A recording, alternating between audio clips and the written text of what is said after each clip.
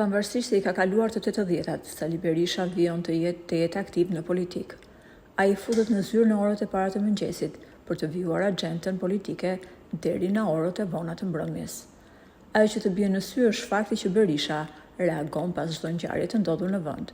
Së fundmi, ai ka mbajtur qëndrimin e tij ndaj ngjarjes së ndodhur në afërsitë e Rinasit, ku humbi jetën Gilmando Dani. Ajo që tha Berisha la të tronditur jo vetëm gazetarët që po e ndiqnin, por edhe shikuesit. Ishte fakti që ai u shpreh se Gilmando Dani, që njihet njëkohësisht edhe si shoku i ngushtë i Emiliano Shullazit, është krahu i djathtë i Ervin Saljanit. Berisha tha: Gilmando Dani është krahu i djathtë i Ervin Saljanit. Ai ka qenë në fushat si bodyguard dhe financues për ministrin Gonxhe. Kjo deklaratë e Berishës u bë menjëherë virale në rrjetet sociale, pasi u ngritën pikpyetje të mëdha në lidhje me akuzat që kreu i PD-s po i bën Saljanit. Burime para ngrita Dumës kanë treguar reagimin e saj kur ka dëgjuar deklaratën e doktorit.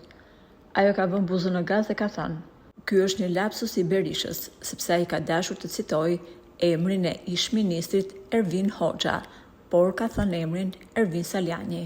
Janë gjëra që ndodhin kur lexon tekste të gjata", është shprehur Grida.